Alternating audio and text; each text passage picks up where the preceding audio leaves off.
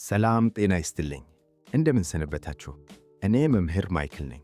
እንኳን ወደ ማይክል አስትሮሎጂ የዩቲዩብ ቻናላችን በሰላም መጣችሁ። ዛሬ የምንሄደው ወደ ጠለቀ የጠፈር ጥበብ ነው። ብዙዎቻችን ሕይወታችን ለምን በድንገት እንደሚቀየር፣ ለምን አንዳንድ ጊዜ በቃኝ ነፃ ማውጣት ፈልጋለሁ የሚል ስሜት እንደሚያንቀን አናውቅም። ዛሬ የምናወራው ስለ አነቃቂው፣ ስለ አብዮተኛው ፕላኔት፣ ስለ ዩራኖስ ነው። መምህር ስለ ዩራኖስ ሲነሳ ሁሌም መብረቅ ወይም ድንገተኛ ነገር ይባላል። እውነት ዩራኖስ ያን ያህል አስፈሪ ነው ወይስ በሕይወታችን የሚያመጣው አዎንታዊ ነገር አለ? በጣም ጥሩ ጥያቄ ነው። ዩራኖስ አስፈሪ ሳይሆን አነቃቂ ነው።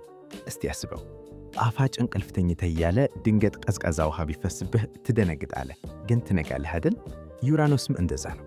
ሳተርን የገነበውን ግድግዳ ባህልንና ልማድን ሰብሮ እውነተኛ ማንነታችንን እንድንፈልግ የሚያስገድደን የጠፈር ኃይል ነው። ዛሬ በዚህ ቪዲዮ በካርታችሁ ውስጥ ያለው አብዮተኛ የት እንደተደበቀ እና ምን አይነት ጂኒየስ ወይም ልዩ ተሰጥኦ እንደሰጣችሁ በጥልቀት እናያለን። በጣም ደስ ይላል።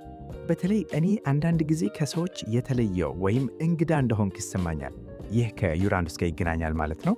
በትክክል ልዩነት የዩራኖስ መገለጫ ነው። እስቲ ወደ ዝርዝሩ ንግባ። በኮከብ ቆጠራ ውስጥ ፕላኔቶች በሁለት ይከፈላሉ። ፐርሰናል ፕላኔት እንደ መርኩሪ፣ ቪነስ፣ ማርስ እና ትራንስፐርሰናል ወይም የትውልድ ፕላኔቶች።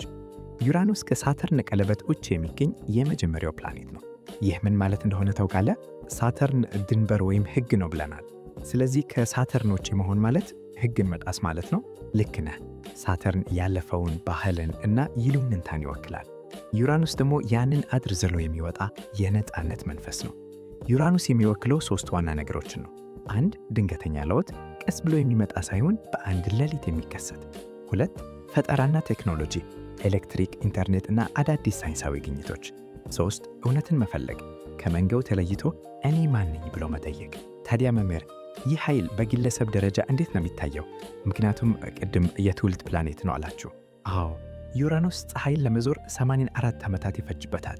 በአንድ የዞዲያክ ምልክት ወይም ዞዲያክ ሳይን ውስጥ ደግሞ ለ7 ዓመታት ይቆያል። ስለዚህ ያንተ ዩራኖስና የክፍል ጓደኞችህ ዩራኖስ አንድ አይነት ምልክት ላይ ሊሆን ይችላል።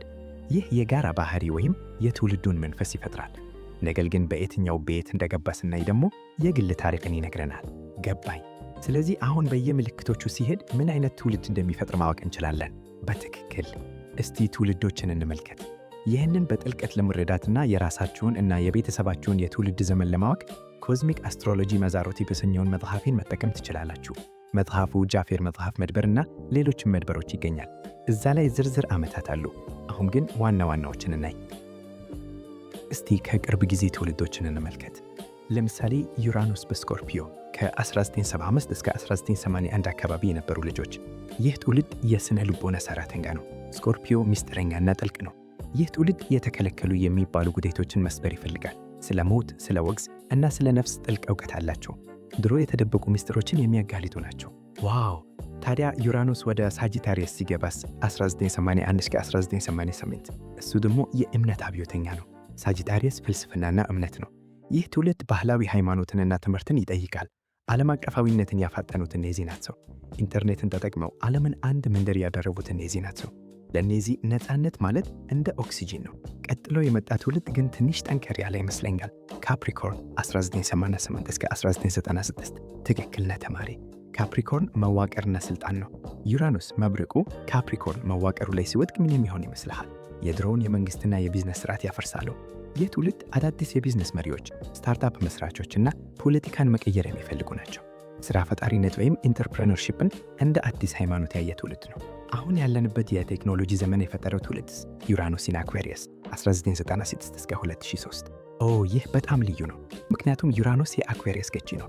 ስለዚህ እዚህ ጋር ዩራኖስ በገዛ ቤቱ ነው ያለው። ይህ ትውልድ የተወለደው ከቴክኖሎጂ ጋር ነው። ኢንተርኔት፣ ሶሻል ሚዲያ፣ ኤአይ ወይም አርቲፊሻል ኢንቴሊጀንስ ለእነዚህ ሁለተኛ ተፈጥሮ ነው። እነዚህ ግለሰባዊነትን ሳይሆን ማህበረሰብን ነው የሚቀይሩት።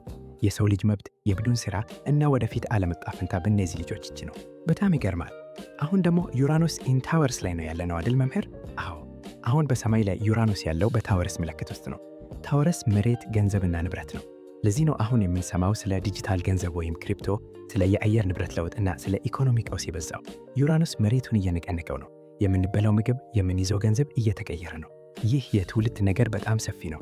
ግን መምህር፣ ቅድም እንዳልኩት በግል ሕይወቴ፣ በገንዘቤ ወይም በፍቅሬ ላይ እንዴት እንደሚሰራ ማወቅ እፈልጋለሁ። ለዛ ወደ ቤቶች ወይም ሃውሶች መሄድ አለብን። በቻርታችሁ ውስጥ ዩራኖስ የትኛው ቤት ውስጥ ነው ያለው? ይህ የእናንተ ግል የአመፃ ቦታ ነው።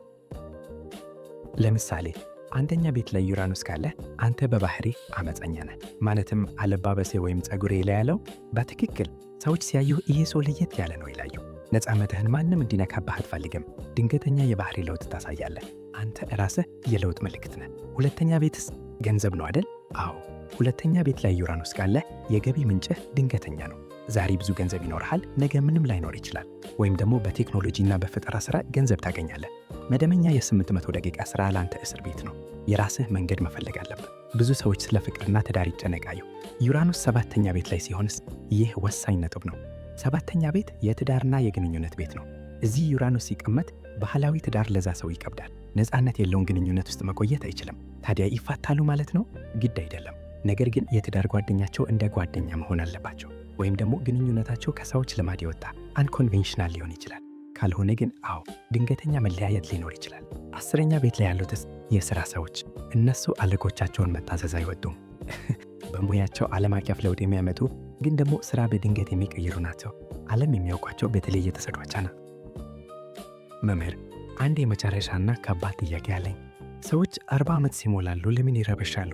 ሚድል ላይፍ ክራይሲስ የሚባለው ነገር ከዩራኖስ ጋር ይገናኛል? በጣም አስተውላ ተማሪ።